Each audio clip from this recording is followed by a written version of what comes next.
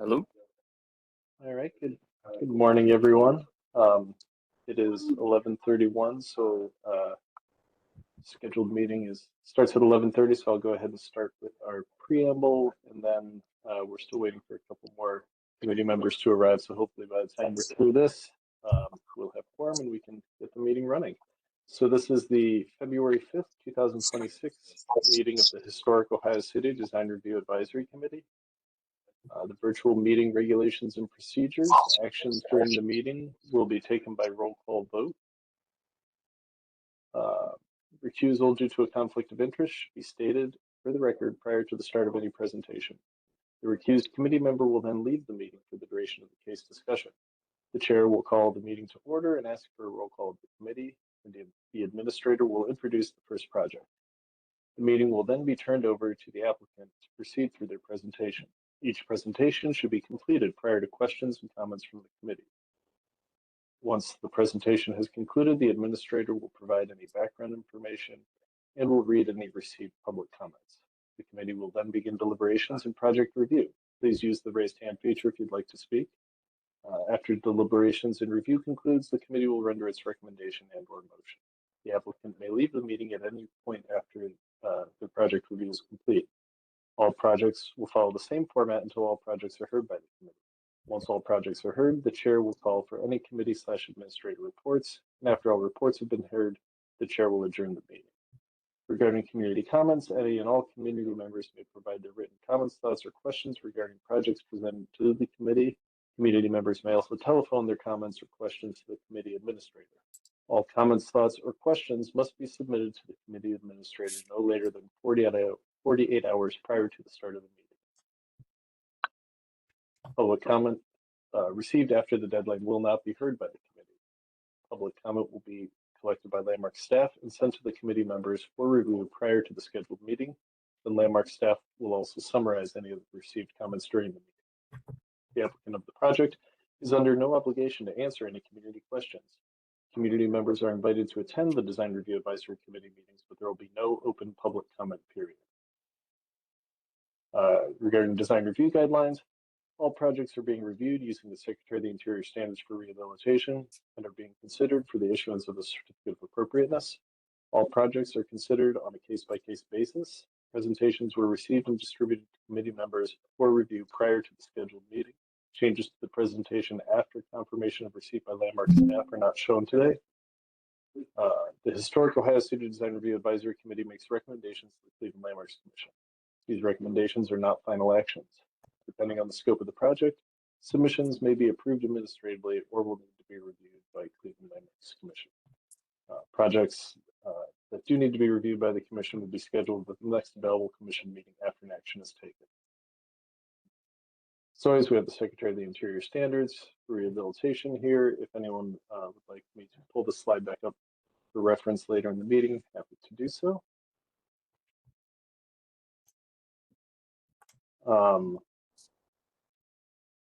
With that, looks like our chair has not yet arrived. I'm just trying to do a quick head count.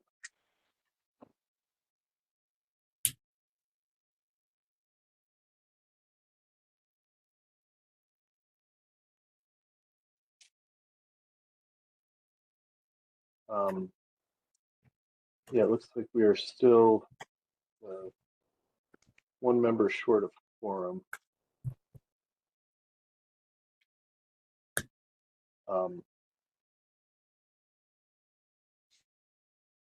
Yeah, so I guess in the interest of time,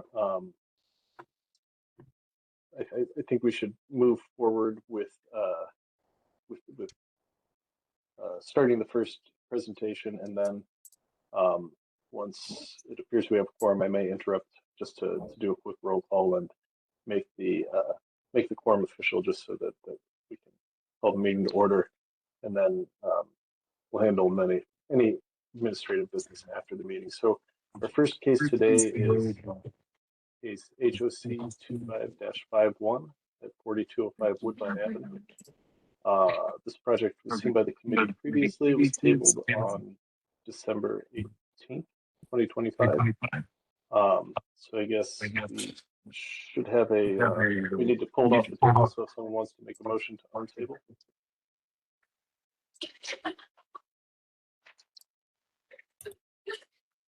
I'll move to untable. I'll Thank you. second. All right. All right. Ms. Anderson? Oh, can I get started? We're just going through the formality of untabling your Oh, sorry. project. And Okay. we don't have quorum yet, so it's maybe unnecessary, but we'll do it anyways. Whitney, are you Where's- there? Yes, I'm here. Okay. Do you vote yes to untable? Yes. Yes. Okay. Thank you. Ms. Lamb? Yes. Mr. Miller? Yes. And Mr. Persons? Yes. All right. Thank you very much. We'll 4 votes in favor of untabling. So Mark, if you want to just take us through your presentation. Yeah, Mark and I talked after the last committee meeting. So yeah, so I'll let him explain what's Okay. going on.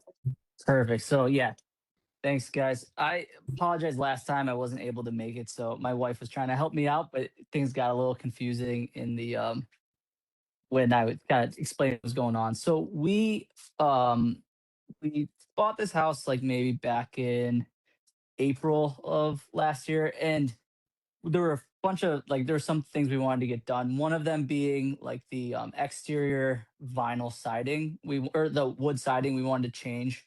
That one we called the historic committee, and they said that it's kind of frowned upon to change to vinyl siding. So we decided, which we liked the kind of the historic nature of the house. So we were like, yeah, that's totally understandable. So we stuck with just keeping it wood, and we just repainted it in the same color that it was, that blue color from before. In terms of the windows, we did not know that that was also part of the process. And we really liked the way the windows looked. It's just it was leaking like a ton of air on the inside of the home. So we decided we changed those out to what we found was matching windows. We later discovered after we placed them that they weren't supposed to be vinyl. So that's kind of the situation we're in. When I gave my wife that presentation, it was to kind of show what they look like versus the material that was used. It's already in place in the home. You can kind of tell we tried to tell by the photos that hopefully you guys think it looks, we try to keep it exactly the same because we really do like the appearance of the windows. We didn't want to change like that part of it. It was just pretty much to keep they were all leaking a ton of air. I think they were probably original with the home. So that's kind of the situation we're in. We kept the wood siding, but those windows are placed at this point. But hopefully you guys think that they look close enough to the original, because that was the goal, is to keep it looking the same.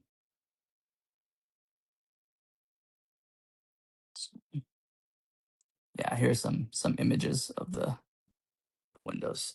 It's hard to even know which ones are old versus new because they're kind of the same. They're all the same, but these ones are new. These ones are the new photos. Yeah, with this just to jump in, Mark, when we saw this last time, as Mark said, his wife was sort of representing the project, and I think that the key piece of information that we didn't have was that the work had been done. So this gives us a very convincing before and after. I mean, they're 1:1 windows. I mean, visually, it doesn't seem to be a significant impact, but yeah, we'll leave it to the committee to discuss, and yeah, and hopefully we get quorum here soon. If not, maybe we can just get there's Mia. So as soon as she's ready, maybe we'll have her call the meeting to order and do a quick roll call. And Hi, all. I'm so sorry. Calling from the car. I just had another meeting run over. Gotcha. Yeah, if you want to officially call the meeting to order, I'm happy to do the roll call now. And then the first applicant has already gone through their presentation. We untabled it. We saw it in December. It was replacement with vinyl windows. work has been done, so I was just saying we have a very clear and convincing before and after as far as what it would look like. Okay, sounds good. So, calling today's meeting of the Ohio City Design Review Commission to order. All right. Ms. Anderson, Here. Ms. Flaherty, Mr. Frondorf, Here. Ms. Lamb, Here. Mr. Miller, Here.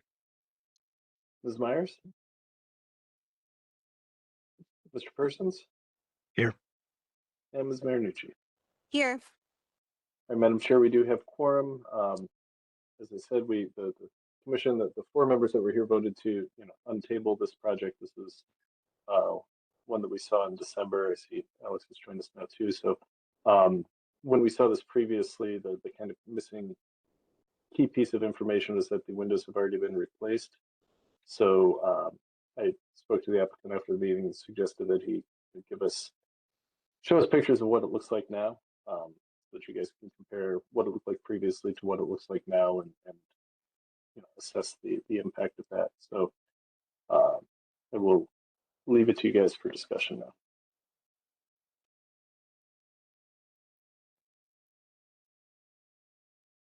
Thank you, Dan. I unfortunately I don't think I saw this initial presentation. Were any of my colleagues present for that and can give feedback?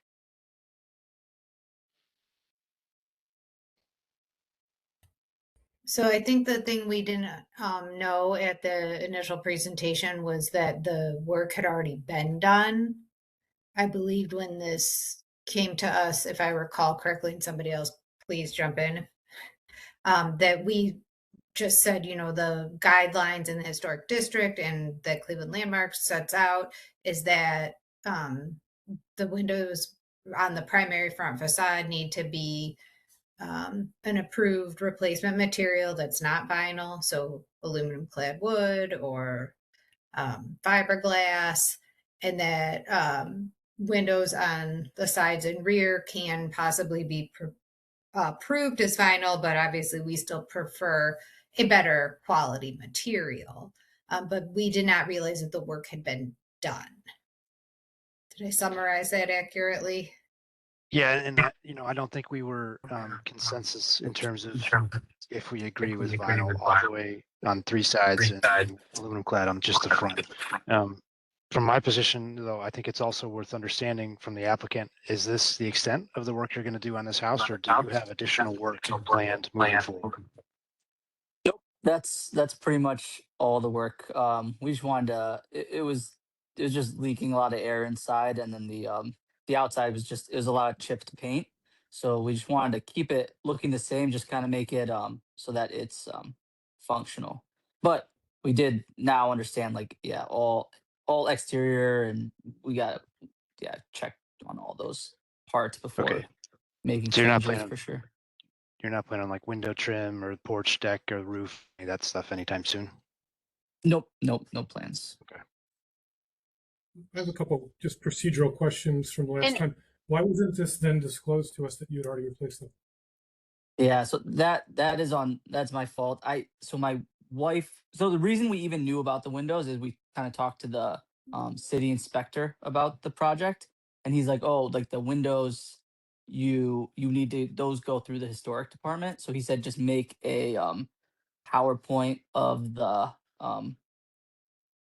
old windows, and then what you're using for the new ones. So then I tried to get on the call, but I was stuck at work. And so I kind of threw my wife onto there, who's not really been part of the project. And so she just she presented exactly that, was like try and just go over what was there and what we are using for the new windows, not in terms of like what was done. So, and then like, obviously if I was on there, I would have been like, yeah, this is what it looks like now. We could have done that, but yeah, that was my fault. And is this your residence or is this a rental? Rental. Okay. And when did you purchase the property? It was April, I believe. can find out really fast for you. And do you own it or is an LLC own it? Well, I own it. My wife and I.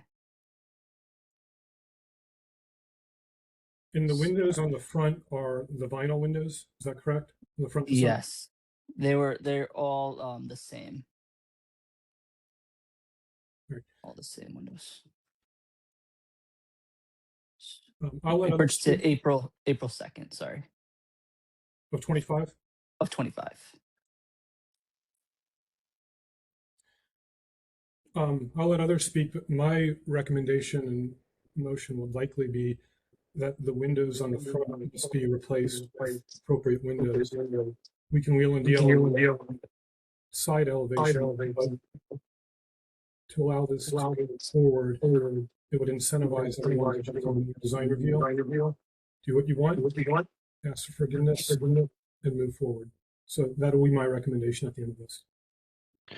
Alex, I agree with you, especially compounded by, this being a secondary residence. I think having a stricter interpretation to not allow kind of a ask for forgiveness, not permission approach to the front elevation is what we should go forward with in this instance.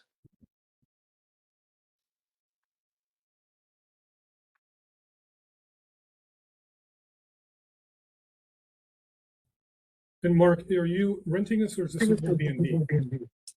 Just a rental. Yeah, I know, and that's why we made sure to ask before we did the siding part of it. Because I knew for sure, like I was like, yeah, we need to ask about that. I did not. It wasn't an ask for forgiveness. I just did not know that was part of it. Even in those conversations about the siding, they said, yeah, like make sure not to do this, and I just made sure we decided we're like, yeah, we don't want to change the nature of it. So yeah, I do apologize. Did not know it was part of it, but no, just not no Airbnb. All right.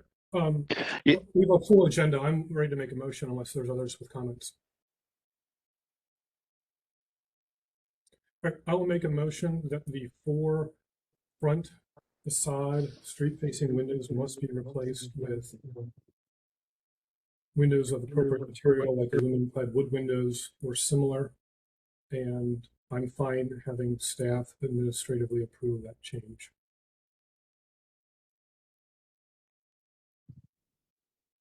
I'll second.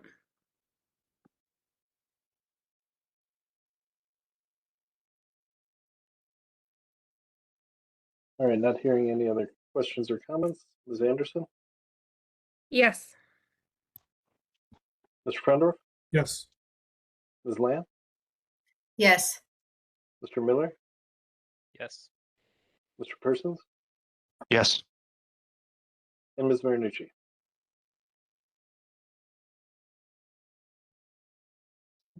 Yeah.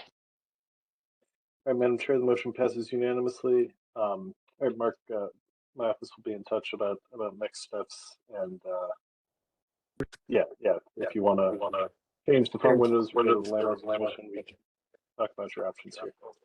Okay, thank you so much.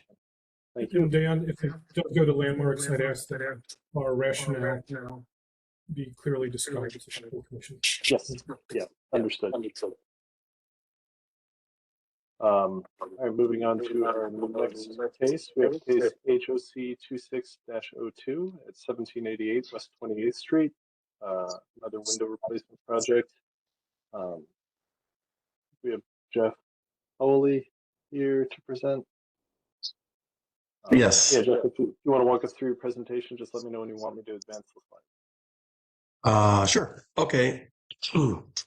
So I'm a resident of Ohio City. My neighbor asked me to do this presentation for him and get it ready because he's like 69 years old. He has, difficulty with technology, and so I said I would help him out. Basically, this presentation is the same presentation that I had used a while ago for a property that I own next door to his house.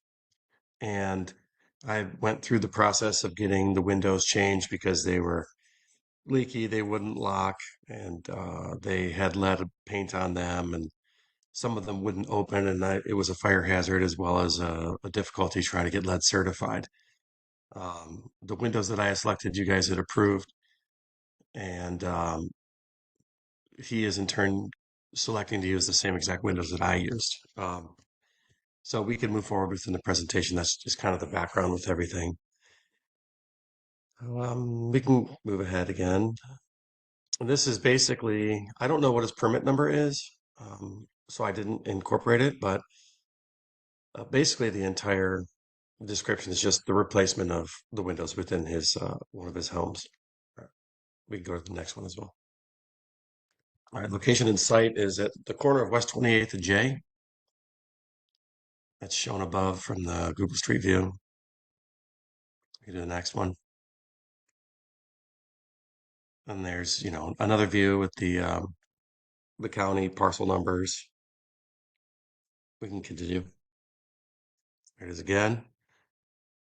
We can continue. There's the layout of the house as recorded at the county. Kind of gives a size of and dimensions of the property. All right, we can go to the next. And current images. Next, we'll start cycling through these. This is the front elevation and the rear elevation. It's a beautiful house, very well maintained. All of his properties are. We can go to the next one. All right, it's real tight up against the neighbor's house, and then the other side has that beautiful porch. It was an old storefront. When his parents bought the house back in the day, there was an old storefront they incorporated into the side of the house there. All right, we can continue. Sorry. Some of these images that are coming up are just the pictures of the paint on them, just kind of showing how distressed they are, missing hardwares, things like that. All right, we can move on there.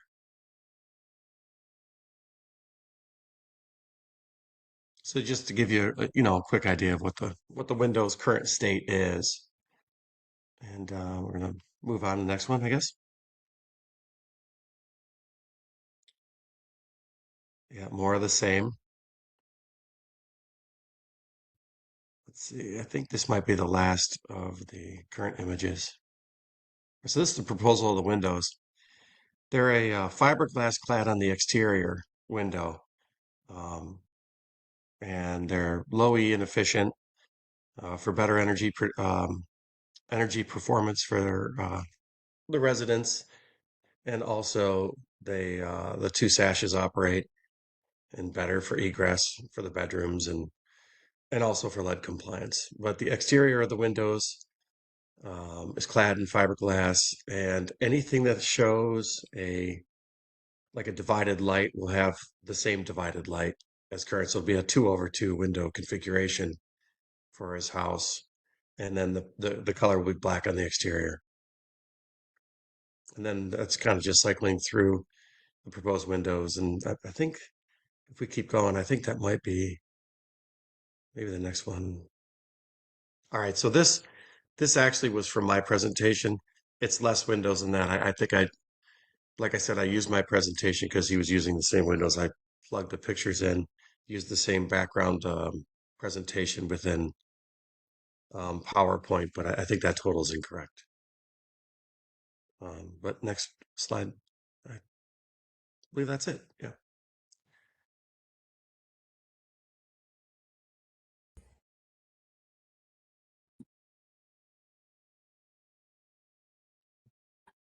Thank you, Jeff. To clarify, I'm sorry, can you guys hear me okay? Yes.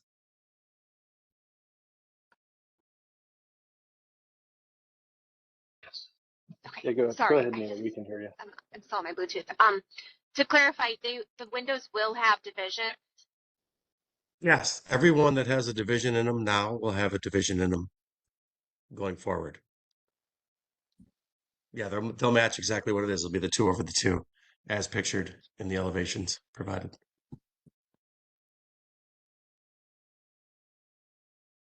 Just for a quick point of clarification, just something staff was curious about. Are the windows on the front elevation actually arched at the top and then the storms are sort of squared off, or No, they're the not. windows So they were squared off? I'm pretty sure the windows are squared off.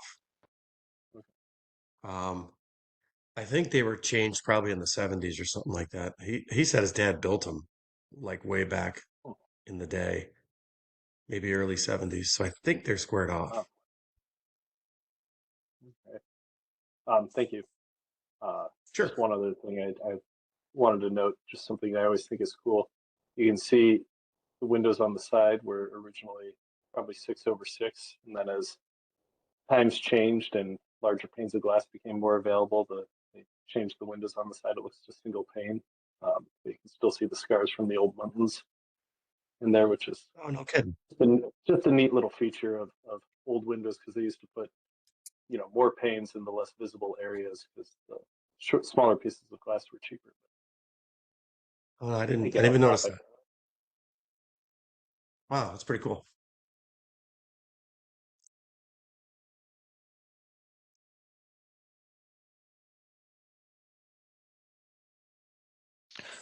I don't see anything objectionable on my end. I'm prepared to move to approve as presented. Margaret, from your perspective, the windows, I understand they're vinyl, but laminated fiberglass on the exterior is what I'm reading. Is that what you guys would recommend? Yeah, From your perspective? that's what they are. Are you asking me? I'm sorry. No, I'm asking Margaret. Okay. Typically, we would recommend a 100, if you were going to use the fiberglass, a 100%, of that material. I am less familiar with a vinyl clad with fiberglass. I don't know, Chris or anybody else have experience in this realm Yeah, I would need to look at the specs a little bit tighter than this, to but see how it's I extruded. suspect it's not true vinyl. It's it's probably closer to what they call a polymer window that's then clad in fiberglass. It's kind of an in between vinyl and PVC is probably a more accurate descriptor of it. It's kind of a new or newer tech in Windows. That's why I don't. If it's not a builder grade vinyl window, which it doesn't sound like it is, because otherwise it would just be vinyl. That's why I don't really have a problem with it. And so that should Yeah, I provide think you're enough pretty. strength to prevent the sagging. Yes, and yeah, looking at these also aren't terribly wide. None of these that I'm looking at are wider than 34. I think 30. Yeah, 34 and a half. None of these are terribly large windows. Jeff, you said you used this product. Did it have a warranty, a performance warranty? Yeah. Yes, they're warranted. I mean, how long? Oh, I'm not sure. To be honest with you, I don't know. You Well, just I know it's well over. Yeah, because I'm sorry, go ahead. we want to see something that's going to be a very long lasting performance. That's a basic element here. So I have a construction company, and we build, renovate houses, and do additions and everything. We use these windows um, a lot, and we've never had an issue with them performance wise. Or I did have to warranty one sash about 3 years after it was placed, because it started the seal within it started to leak, and it was condensating between the panes. And that was replaced within a week. So I know that it's well over a year. And I also know that we've installed hundreds probably of these windows and only had that one issue, and it was handled from the company. Jeff, what is the brand of the windows? They're called Vinyl Max. It's They're Edison. Edison, yeah. Which I'm looking it up right now. I've Yeah. used them on a job, but it's not recently, so I can't remember what any of the specs were on them.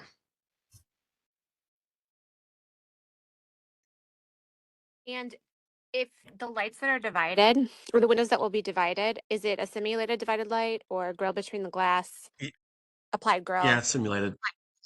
Okay, Yeah, it's a great. simulated divide. I think I have like a little bit of pause just being unfamiliar with the product, and I also have not heard of vinyl clad with fiberglass.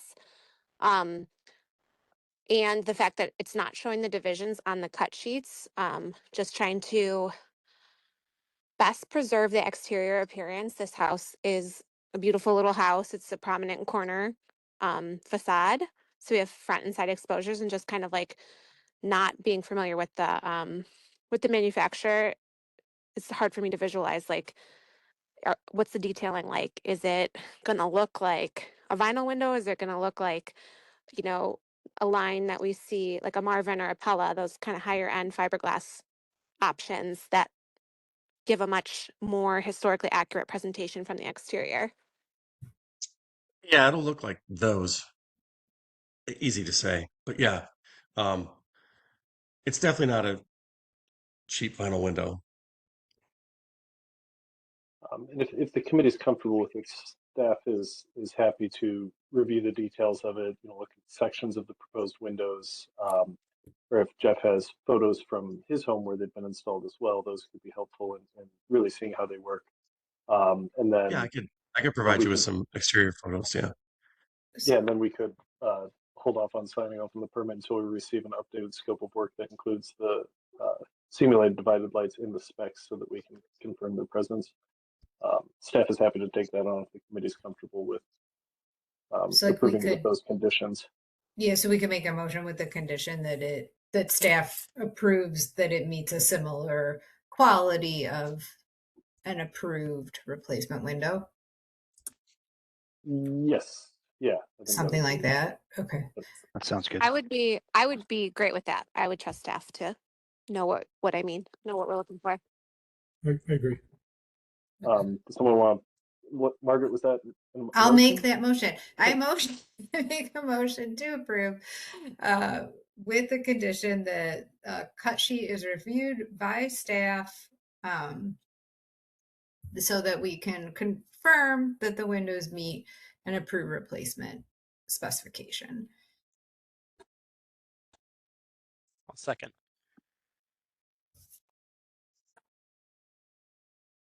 All right. Not seeing any other hands up or hearing any other comments. Ms. Anderson? I have a Yes. question. Oh, sorry. Go ahead. Yeah, go ahead. Sorry. Okay, so going forward, I'll provide pictures of what the windows look like installed. I didn't get the order sheet for this because I wasn't 100% committed to the sizes that I got from him. So that's why this order sheet is the ones from my house. I just didn't want to put my window salesman through the ringer to do all the work to get us a quote for the windows and then have to go back and have him do it again. But Understood. And that's it why sounds like yeah, it sounds like the committee is saying they're comfortable with the use of these windows. So I think Okay.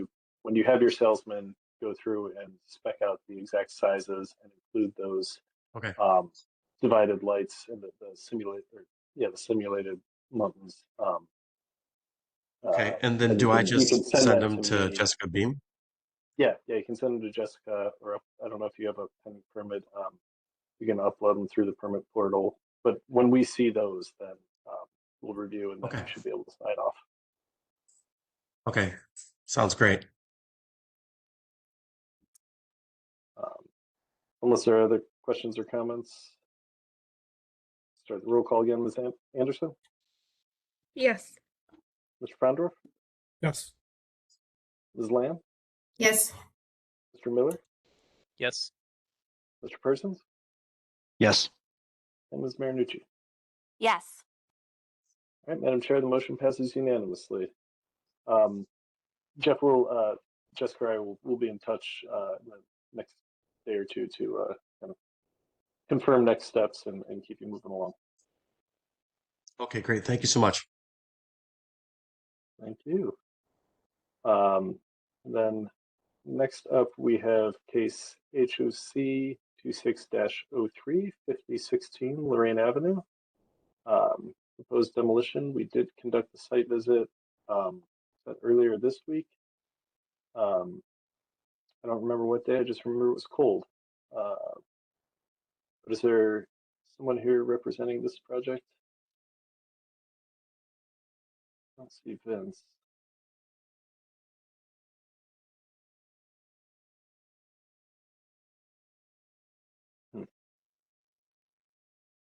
Is anyone here for case HOC 26-03 at 5016 Lorraine Avenue? Going once, going twice. Sold. All right, we yes, we will call that again at the end of the agenda just to see if someone shows up, but keep things moving. We'll move on to case HOC 26-01, 5718 Lorraine Avenue. For renovation. The applicant on our application, they checked schematic review, but I think depending on how conversation goes, staff is certainly opening this or open to this being a final review if the committee is comfortable with that. So yeah, is there anyone representing this project present? 5718 Lorraine? Correct, President. There's two of us. Okay. Oh, great. Thanks. All right. Yeah, Damon, if you want to go ahead, just let me know when you want me to advance the slides, or I can kind of roll through them as you talk. Sure. So I'll give a quick recap. Purchased the building, I believe transferred in July of 2025. We've been working on the plans, the elevations, the MEP drawings, et cetera, with our architect. Completed all that, and Jared, who's present on the call, has put together the presentation for us. Thank you, Jared. So the intention is to move our IT services firm, and I have a construction company as well, and we're going to occupy the first and second levels to put our offices in. So we're currently in Cleveland. We have a tenuous relationship with our existing landlord, and so we purchased the building to be able to maintain our presence in Cleveland, and that's our intent. So fingers crossed we can get this rolling so we can start work.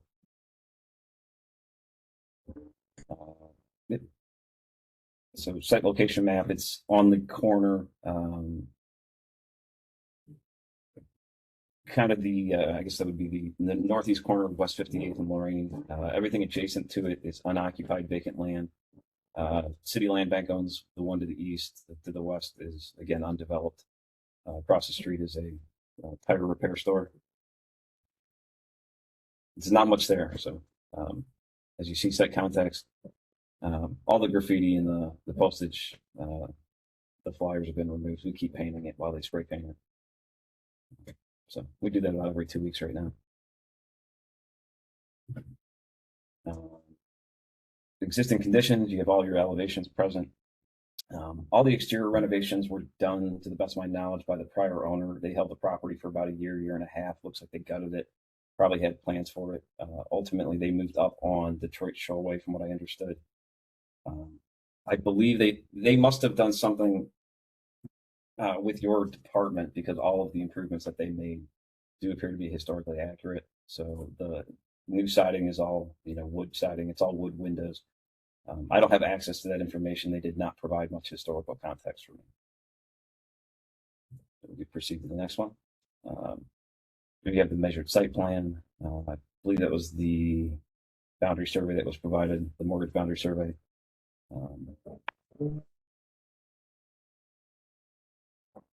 Correct. So all existing materials to remain. We will not be making any substantive changes to the exterior, to the historical appropriateness of it. Nothing to the windows, to the siding, to the colors, to the roofing, unless there's patches required, but there's no visible leaks today.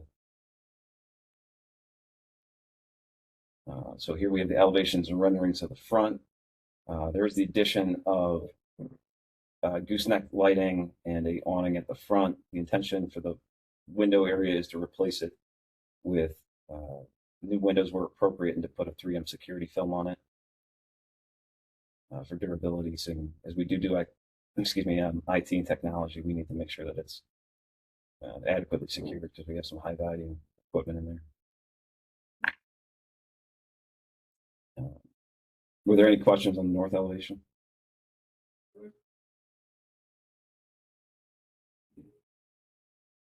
I presume not, so then we can proceed to the next slide.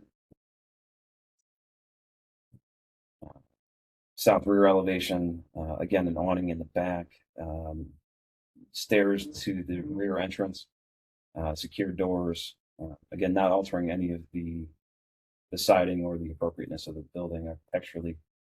We are proposing to add and excavate a staircase into the basement. There's a like 12-foot sunken masonry basement below grade, and we need that for storage. So we are going to excavate, concrete form a staircase, and then put a like an aged bronze color handrail, metal handrails up there for appropriateness and safety, obviously.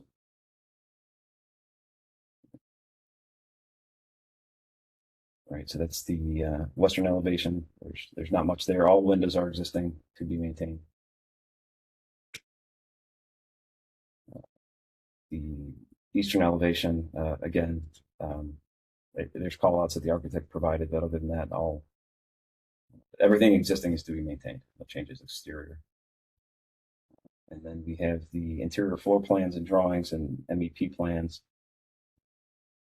Not sure that that's relevant for this specifically or not.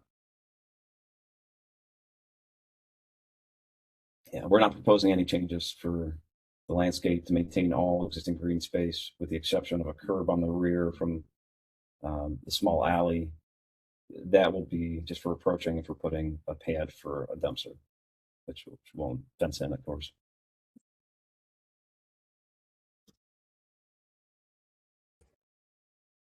So Damon, if I could ask, I've reviewed your plans and I try to listen carefully. What is on the exterior being changed other than the color? I couldn't pick up on anything.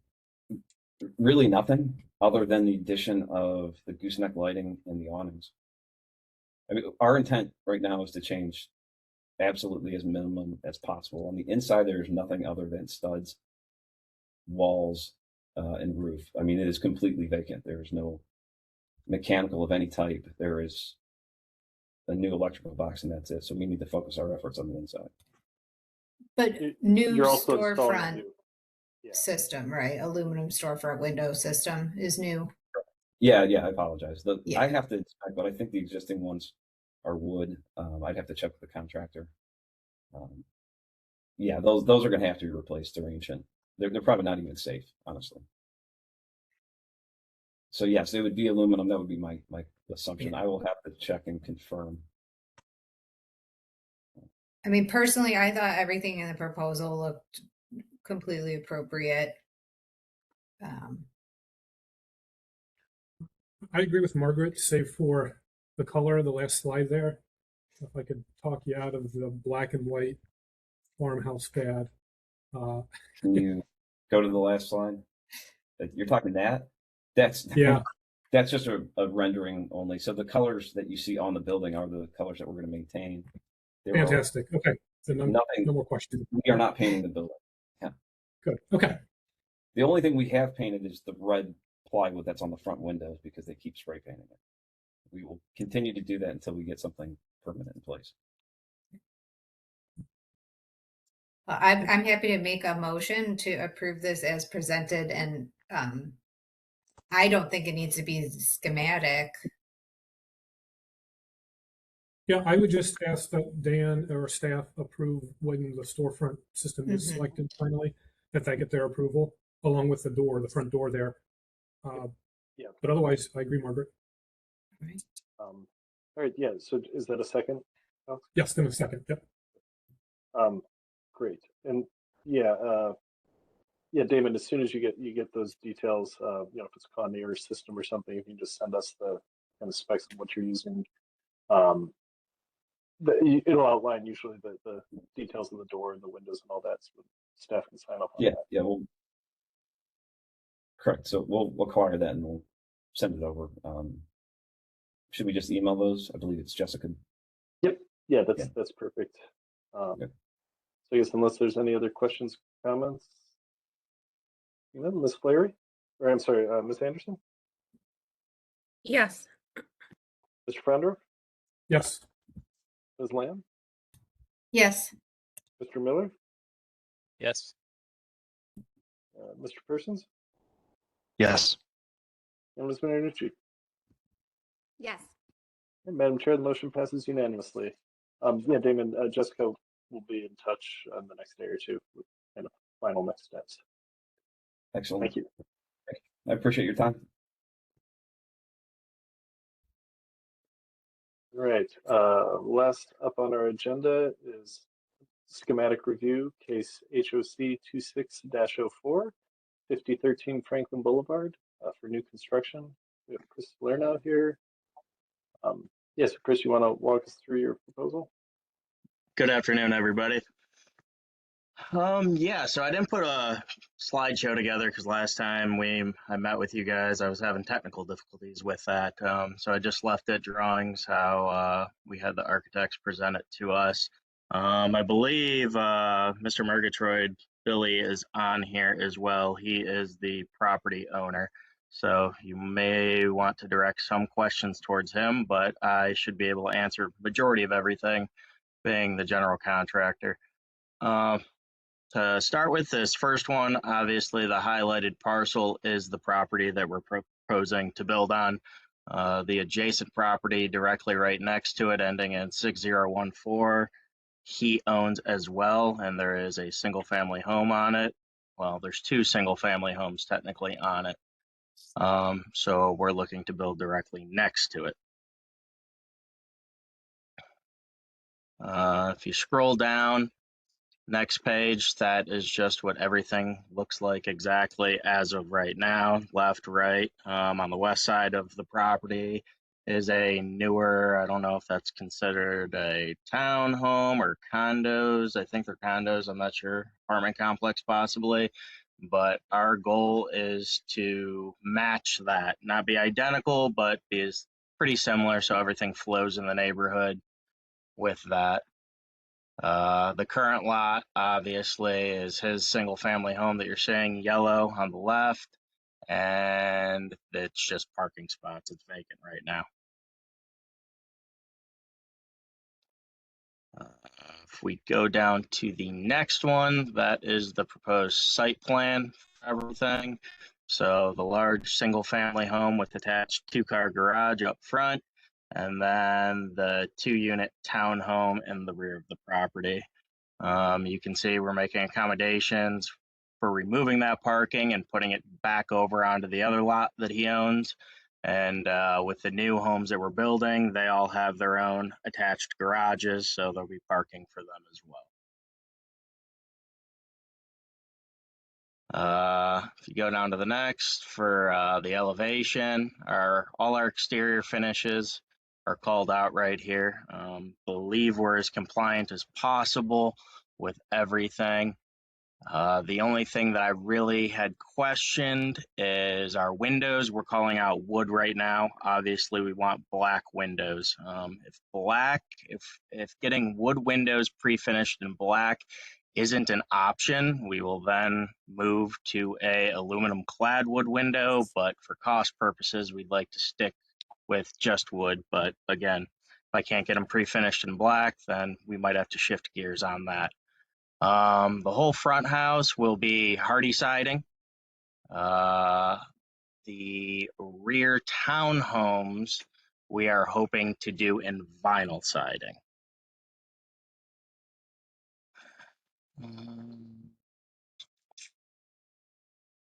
Scroll down to those. Everything is similar. We're still using hardy board trim, aluminum rails, so on and so forth, aluminum garage doors, but like stated, we're hoping to use vinyl siding for the actual building itself.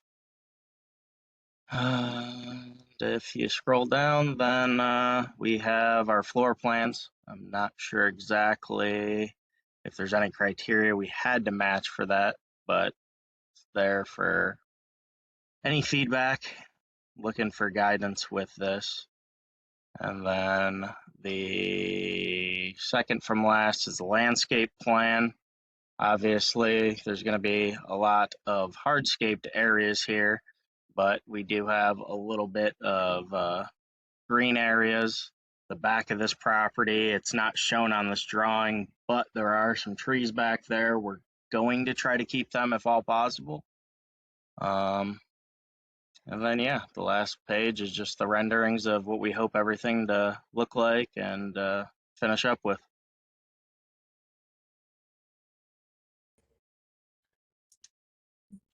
Before we begin in the design, just so I understand the limitations here, have you gone through a zoning review? No, I have not gone through a zoning review yet. Do you know if this 3-dwelling unit proposal fits on the 2-family zoning? It does not. I will need a variance for that. And how about the square footage? Does that fit within the, was it 2B category? Yeah, we exceed the square footage. That won't need a variance. You exceed the built square footage, meaning you will need a variance? No, we will not. 900 square feet's the minimum size, and those townhomes are 1,100 square feet each, so we will not need a variance for that. So to clarify, are you guys pursuing townhouse code for this project? Because it is a 2-family and we're doing a 3rd home on it, we looked into it. We don't have to follow the townhome code. I'm trying to remember because we came down and did an in-person meeting at the beginning of it. There was some clause in there that if he owns it, he's not selling those, he's holding them and he's renting them out. That then, because it's only 2 units, townhome code, but just a multifamily home code. Hmm. Will they have separate utilities for these structures? Yes, they will.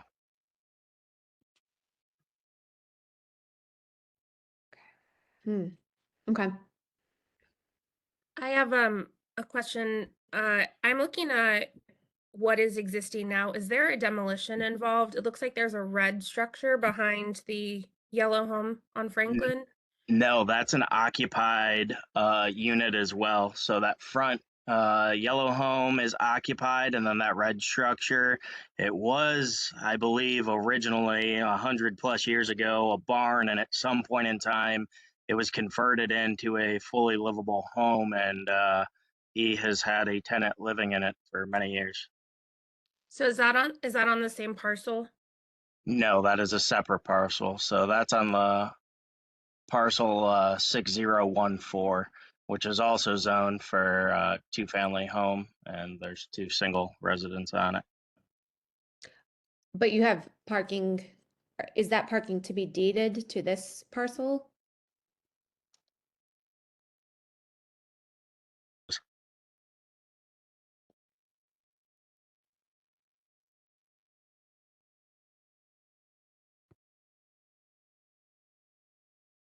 Did I lose you guys? Can you hear me?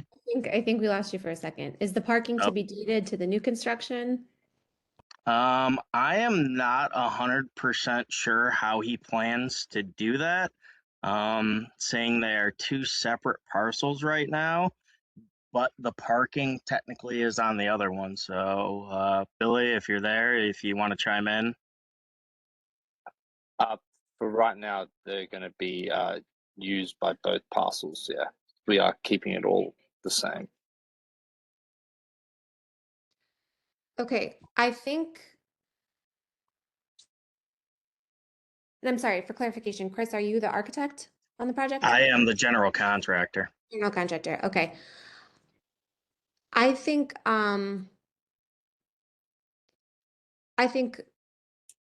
we could definitely give you some feedback.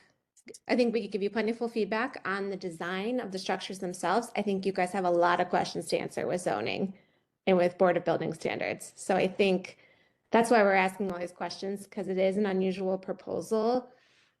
Understood that it's all the same ownership, but that's still, there's a lot of zoning code and Board of Building Standards types of considerations when you kind of are building multiple units on a single lot.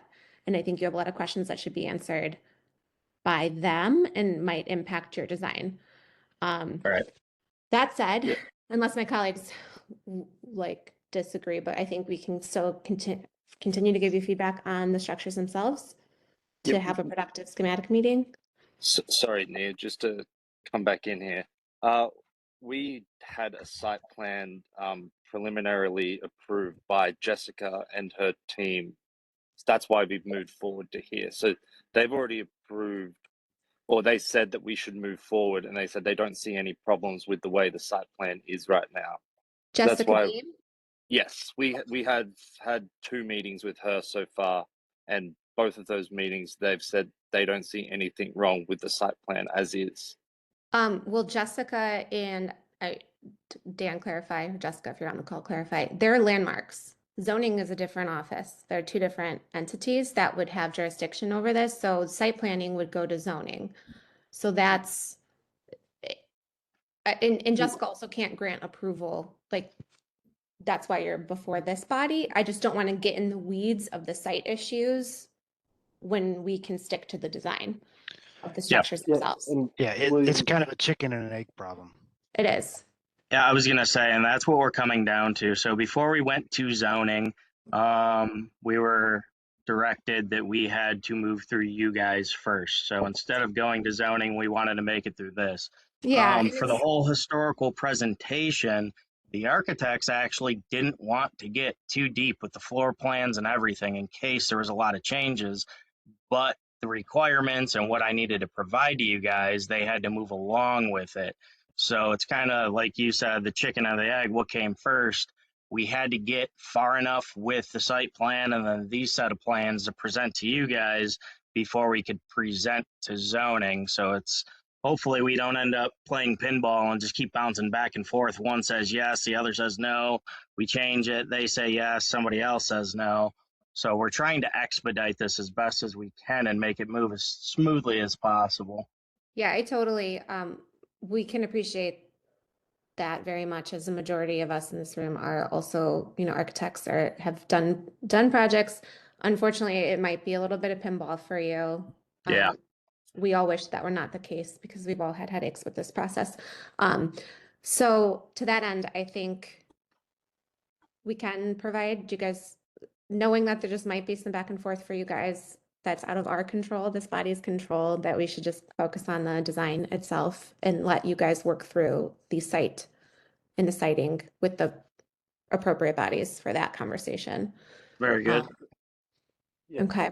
Just to clarify too, that's staff would recommend taking that approach. We did meet with the development team as staff, and we invited the zoning folks to that meeting. So they received some preliminary feedback, and that's sort of how their process was outlined, that they should get feedback from you guys, work on developing plans so that they can make an official submission to zoning and then get an adjudication letter or whatever's necessary. Then if they need to go to BZA, they'll have plans that you guys have at least provided feedback on or granted approval. We'll see how it goes. I guess that'll determine the exact path it takes. But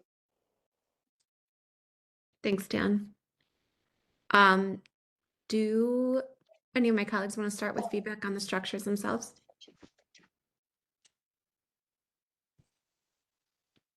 I can if you want to go, Whitney. I have something just a little bit more high level with the site plan. And maybe you've worked through this already, but we typically don't want to see parking from the street. And although you have some landscaping planned, it currently looks like existing conditions has landscaping in front of that parking lot. However, it does not do a good enough job concealing the parking. And so maybe this is a comment or a question. I think that it would actually be more successful if you moved the new construction units to where you have the parking on that side and then pushed parking behind the existing home and the new units that would be on the west side of that existing home. Maybe you've talked through that already. I also think for the purpose of this, and I heard you not wanting to get too deep with the architect in terms of interior layouts. That's totally understandable. We're going to be more focused on exterior and whatever kind of impact the interior has on the exterior. So a lot of that is going to be window placement. And I think highlighting to what renovations you're making to existing structures is something we're going to really need to understand more, especially the historic home that you have facing Franklin there. There is absolutely zero work going to be performed to any existing structures. Okay, the rendering you had, it looked like if I was holding that up against the existing home, it looked quite different. Yeah, that bottom left. Yes. That's the existing home? On the rendering? Yes. No, bottom left is the proposed new single-family home.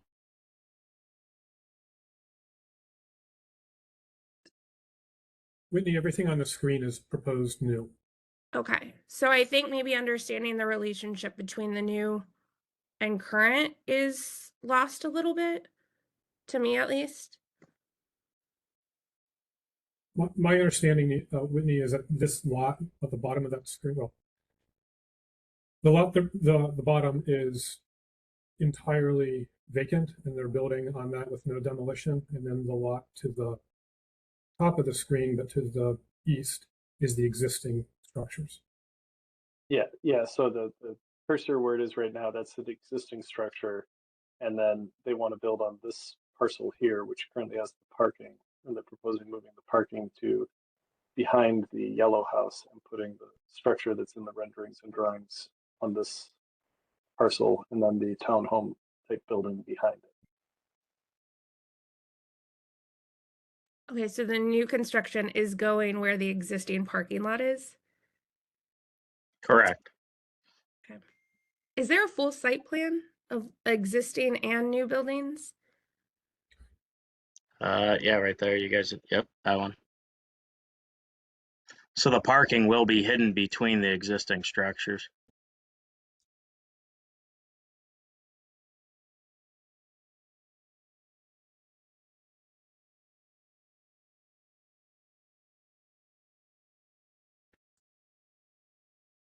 Is it just a funky layout where the new home on Franklin looks smaller than the cars? The front home, Yeah. it's a pretty narrow building. I'm not sure. I couldn't really say how their scale works on things, how they drew that up, honestly. I know that, let me go back to that drawing myself. I guess I'm just getting at if the parking is They have the concealed. parking spots drawn as 19 feet wide. I don't have any dimensions currently for the current house. I'm going to assume that the house is wider than 19 feet wide. It is a narrow home, but I know it's definitely not narrower than a car. Okay. I just want to be sure that the parking is fully concealed, I guess. Yeah. So yeah, I can definitely have them add some measurements to the existing buildings, just so the measurements, so things are drawn more to scale. I mean, I'll jump in here and throw my 2 cents in on the parking. I think if we look at that current condition site and we look at that existing house, you can't really see much behind it. This is hidden even more so because it's a narrow alley between the two structures. From my perspective, that park is going to be pretty well hidden. It's also, call it 40 to 50 feet into the interior of the lot. The one thing I do think on the parking that's not working right now is if you go back to that full site plan, the stack depth of the rearmost townhome, that's not really going to work, in my opinion, going in and out of that garage. But I don't know how you fix that. So I think that warrants a little bit more consideration for how the, so how the sequence of getting a car in and out of that garage is going to work, assuming there's probably going to be some sort of trash maybe in that turnaround, maybe not, but even then that's pretty tight to get to work for a vehicle turn in. So just something that I think warrants a little bit more consideration and brain damage from the design team to get that to work right. Do you think if we widened up that 10-foot extension getting closer to the back of the property line, that would solve that? Because I know that was the idea.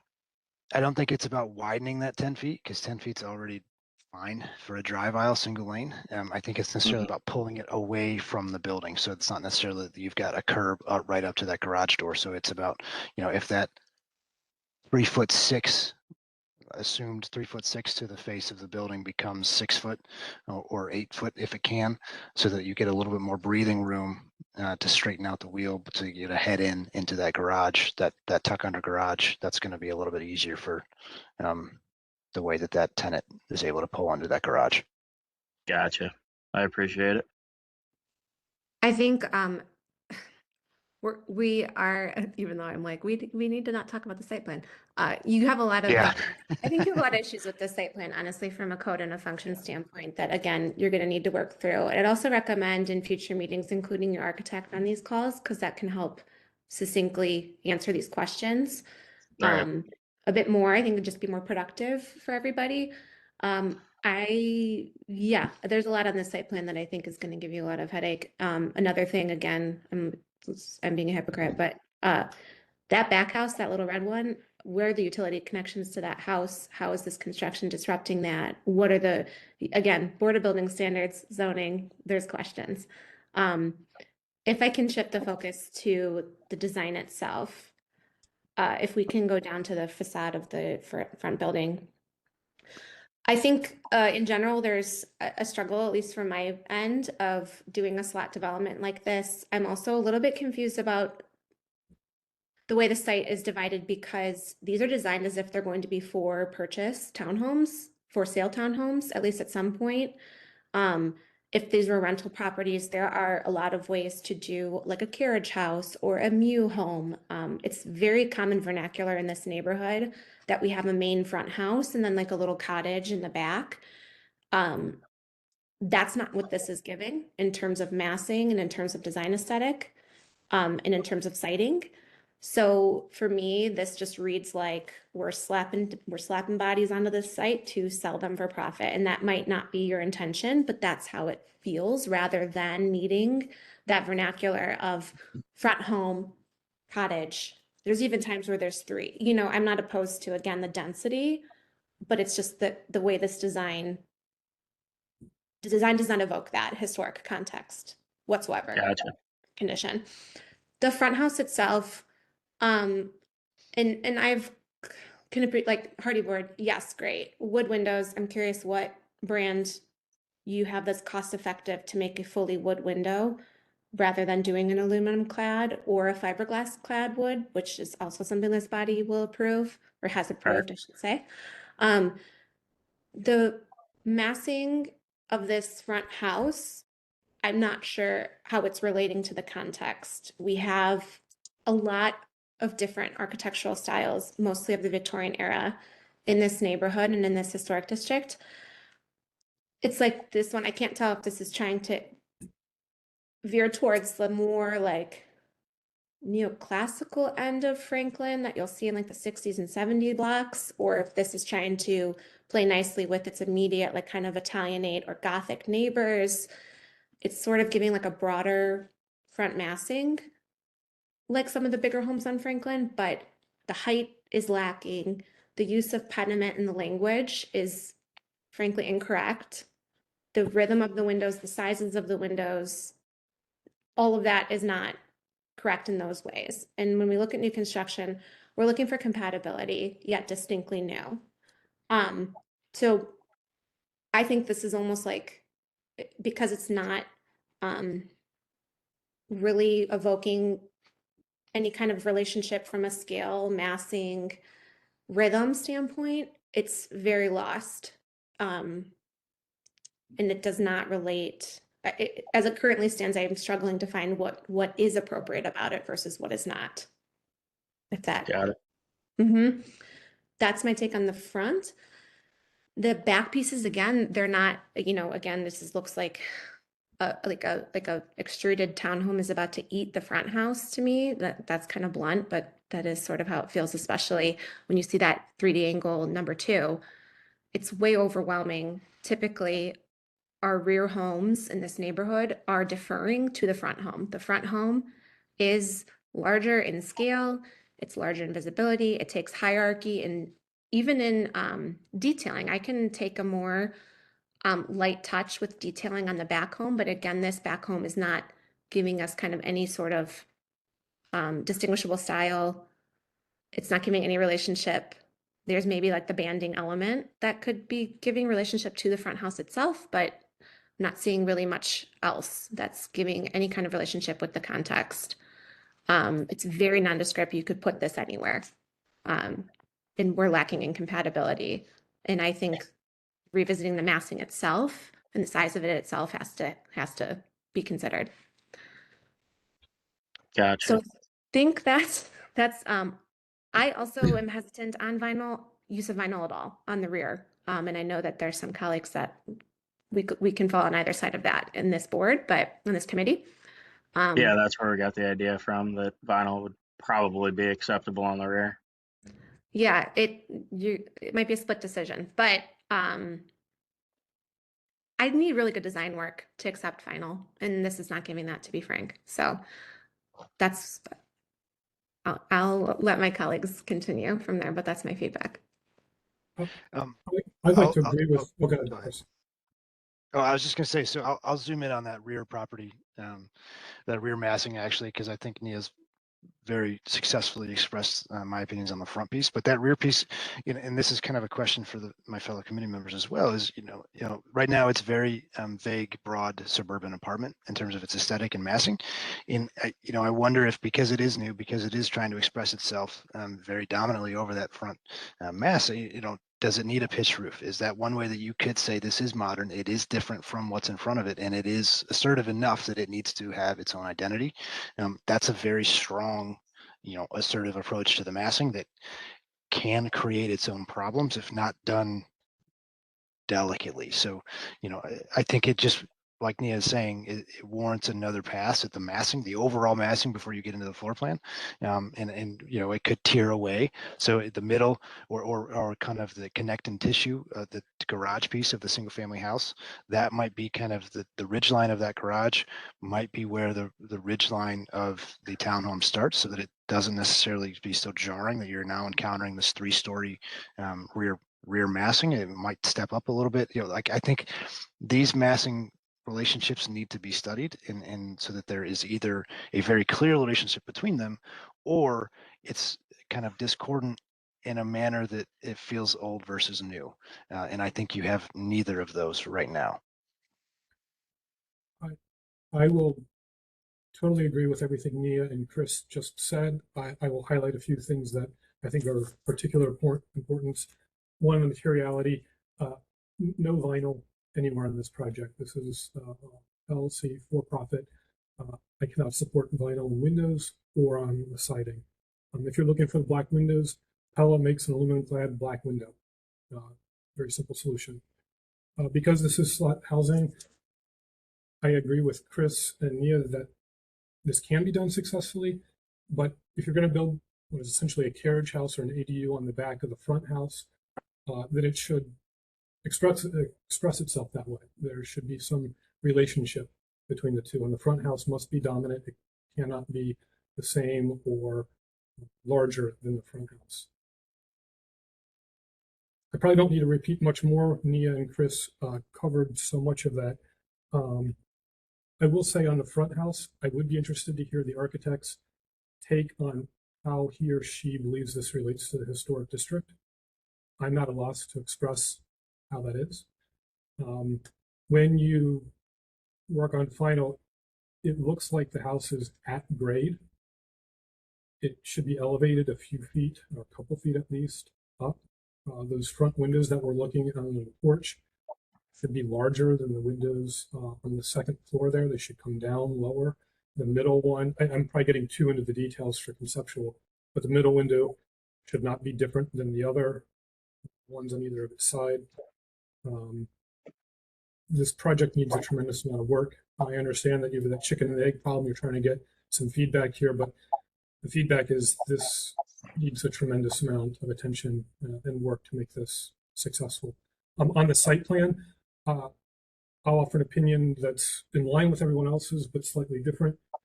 I think you're trying to, in the words of a former colleague of ours on this committee, put 5 pounds of flour into a 3-pound sack.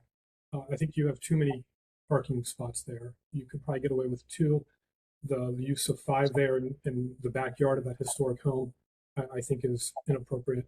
And if you do persist with the 5 cars, the zoning code is very serious and detailed about the screening, and I will be very attentive to that as well. There's no need to have headlights shining into your neighbor's backyard. I think that that's inappropriate in a historic district to put parking where it currently is. But again, I think Nia and Chris hit it on the head, and you don't need to hear more from me. So just to clarify, we can get rid of some of that parking because we only have that much in there because at a previous meeting, we were told that it had to have that much. I know Billy would definitely like to get rid of, we'll gladly take 3 car spots out of there. We'll take all of them out. Again, I think that's a zoning question. I know they have Well, requirements where it's- if it's zoning, the houses that you're building new on that lot each have a garage door. You can't comply with zoning by putting the burden on some other parcel. That parking is for the existing parcel. The issue is that even though Billy has owned the other parcel, random other people have taken it upon themselves and just created that vacant parcel as parking spots along with the people that live on that existing. Technically, right now, there is no parking on that existing parcel for those 2 homes. They have no garages. They have no dedicated parking spots. Right. It's also in a PRO district, and in a historic district, the house immediately to the north of the existing, to the east of the existing house also has no curb cut, no parking. I mean, that's not uncommon in this historic district. All right.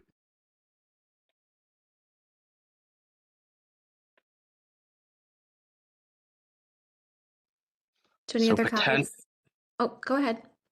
So potentially we should probably, again, chicken and the egg problem, see if we could squeak by with zoning of not doing those parking spots, correct? Is that what you're suggesting? Well, look, I'm not on the BZA and I'm not a zoning expert, but I fail to see how the new development can satisfy its parking requirement by putting parking on another parcel. Gotcha. Yeah, that's why they have attached garages for the new development to sustain its own parking. We were just, I suppose if he didn't own both parcels, the existing that we're not doing anything to would just be, hey, not our problem. Sorry, you're losing your free parking space. So he was trying to accommodate his other lot. But technically, like I said, for the new, we don't need to accommodate because there's enough parking with the attached garages on them to accommodate for. In the same way that you couldn't resolve parking on a different parcel for the new construction, I don't see how you could resolve parking for the existing structures, nor that you would need to, given the historic context. And if it isn't a PRO, you shouldn't have any parking minimum. So Yeah, I don't know. there's also That's a no zoning scope combo. defined on that existing. Yeah, if there's no scope on that existing parcel, then you don't touch it. It's not in project scope, and you just Right. don't touch it. Like your neighbor's parking shouldn't have any bearing on if your neighbors are parking on your lot, that doesn't matter to you, which is what's happening, even if it's the same ownership. Yeah, the code doesn't really interpret ownership in that way. Correct. All right. Different Can I just story, give- probably if you're reconsolidating, resplitting these lots, if there's the intention to do that down the line, they might be looking at it with that lens. Yeah, I don't know. lot consolidation brings up a whole different can of worms. Whole different. Townhouse code is a whole different can of worms. So it really is going to be critical to nail down clarity. And we are, again, sympathetic to the chicken and egg thing. It's a common headache. We can't answer those questions for you. Yeah, 100%. This is being built to rent out, not to split. And again, I think he's just looking out for his tenants' best interest, saying he has 2 tenants currently, but I understand your guys' points. Sorry to jump back to Chris's point about the dominance of the rear structure and looking at flattening that roof. I think if you want to keep a similar type of massing, increasing the pitch on the front house also could help, maybe in conjunction, lowering the pitch or flattening the pitch of the back house. Yeah, certainly. And The front, if you want to go with that kind of center hall type of vernacular, which again is a little bit more common a bit further down Franklin, because you're right at the bridge of like the different eras of architecture at this location. Yeah. Then increase that, make that feel like a substantial home the way the neighbors down the block do. Definitely.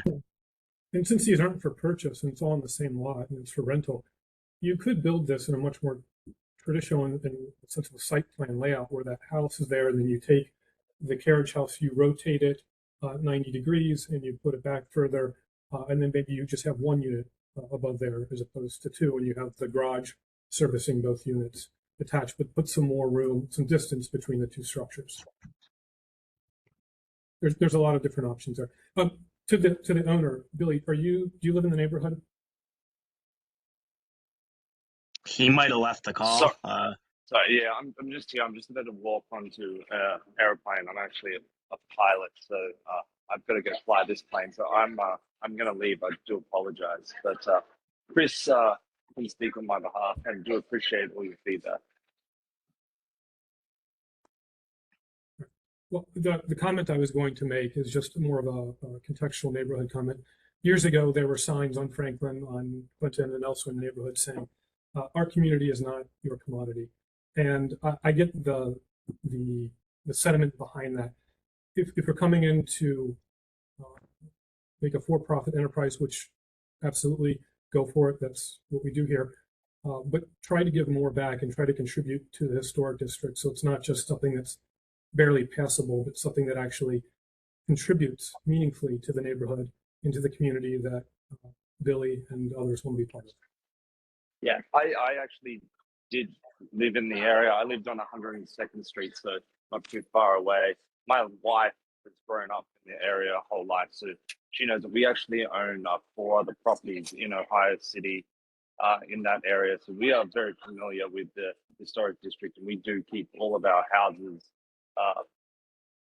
very much in the theme of the historic area. And we know it well. And my wife knows it very well. She's lived here her whole life. So we are very mindful of that. And we do want to just keep the whole theme of the neighborhood and how it all works there. So I do appreciate that. But I do have to leave. I am sorry. I appreciate all your feedback though. Thank you. Safe flight.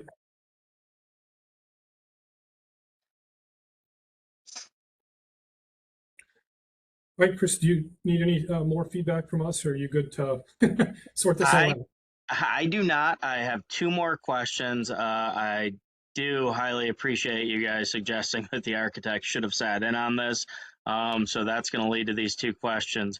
One, how can I reschedule a meeting for them to sit in on a call or whatnot? And 2, will I get a copy of this meeting like I did the PetBot and other ones so I can forward that to the architect? I've been taking notes, but if they can just hear how the whole meeting played out, they know what they're missing on, what they're not missing on, and what they need to do and direction they need to go. That would be super helpful. Yeah, Chris, we can certainly get you scheduled if you want to come back to this committee for conceptual review. We could probably even try and schedule a time for us to sit down, Landmark staff, you, and maybe some folks from zoning to kind of look at what you have here. We can also type up the notes I took at this meeting. We don't take formal action since this is just schematic, but I can write up the notes that I took and then get those to you. And then it can also get you a link of this recording if you want to share the actual recording with your architect so they can kind of listen to the entire discussion. Yeah, that would be super helpful. Greatly appreciated. Sure. Do you feel, Chris, that you guys have gotten sufficient feedback for your schematic review? Yes, certainly. Great.